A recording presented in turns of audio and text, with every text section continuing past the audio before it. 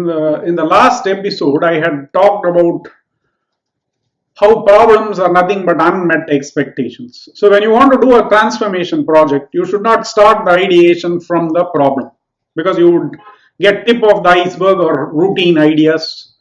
So it's best to treat the problem as a North Star. Set it aside, use it as a North Star, and then go on to something that we called performance undersupply. It only reveals itself, as I said, in the face of new expectations. Taking the same Uber example, Garrett Camp and Travis Kalanick set up a new expectation that they would like to see a car where they are standing when they are standing right now. Now, since none of us had that expectation, we didn't see this performance undersupply, and hence we didn't come up with Uber. So, as the digital revolution is upon us, it is creating new opportunities and new expectations which we can use to spot performance undersupply, and which, when solved, gives rise to delightful situations because it's unexpected that it would be solved, right? So that's why going after performance undersupply is super important. If you go after a problem and you solved it directly, at best you will get from a customer good job or excellent. You are not going to get customer delight. So it is super important to go after performance undersupply.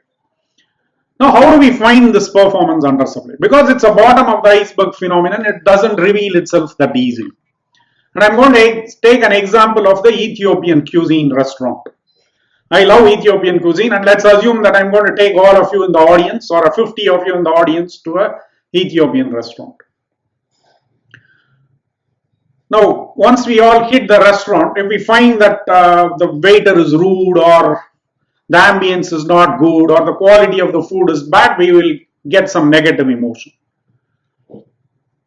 Let's say we expect that in a specialty restaurant like that, the order will take anywhere from 30 to 40 minutes to fill. But if it takes much longer than that, we would get irritated and it will be a negative experience.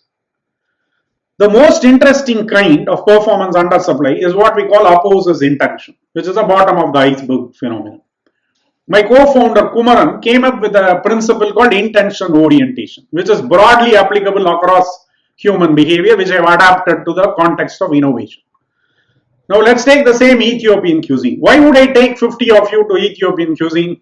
Because I would like you to experience this new cuisine. I find that most people in the audiences that I speak to haven't enjoyed Ethiopian cuisine. So let's say I take 50 of you to Ethiopian. Now the first step would be to look at the menu and order the food.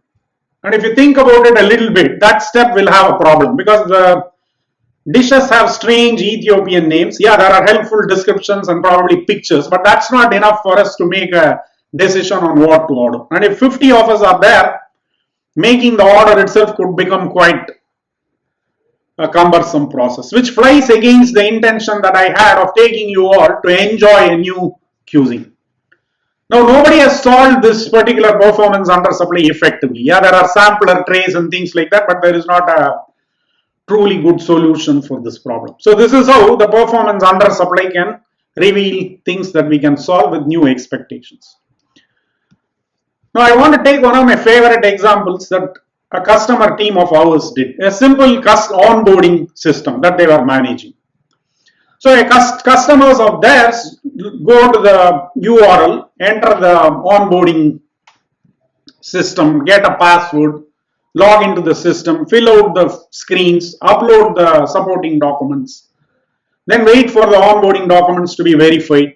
Then if there is anything missing or there is any errors, they upload fresh documents, wait for the onboarding to be approved, and then they enrolled into the chosen service or product. This is a fairly typical onboarding journey if we were to look at many other examples.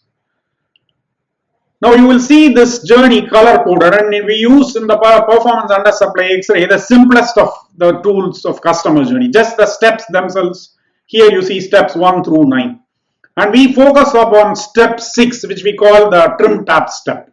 So I'm going to explain what the trim tab is later, but this particular step, the onboarding analyst had two screens. One, the data entered on the screen, the other, the documents that have been submitted. And they were using ICR, OCR techniques to extract the field so that the analysts can compare.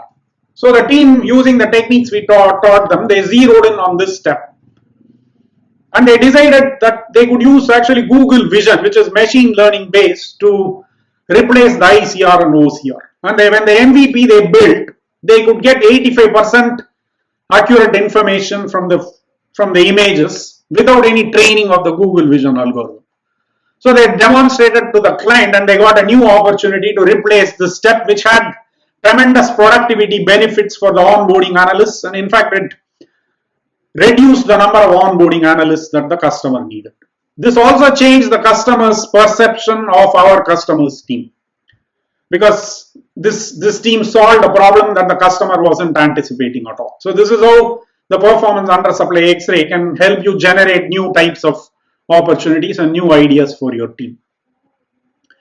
Now, how we do this is we have created a simple Excel-based tool that you can actually download from hypoha.com.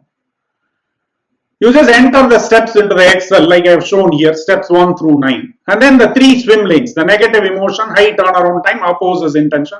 You rate each of those columns for each step. And the trim tab column is automatically computed to show you the step that you should focus upon, which is the onboarding document verification step. Now, what is this trim tab and why is this important? I will cover in the next episode. But before I close, I want to leave you with a hint of what that could be. These are the innovations that I covered in the previous episode: smartphones, Uber, retailing example, the disposable contacts. In each of them, if you look at the actual change that they did versus the impact on the customer experience, you will understand something that is a very important insight in digital transformation, which goes to the heart of what is trim tab, which is the bottom of the iceberg phenomenon as well. And we will cover more about the trim tab and why is it important in the next episode.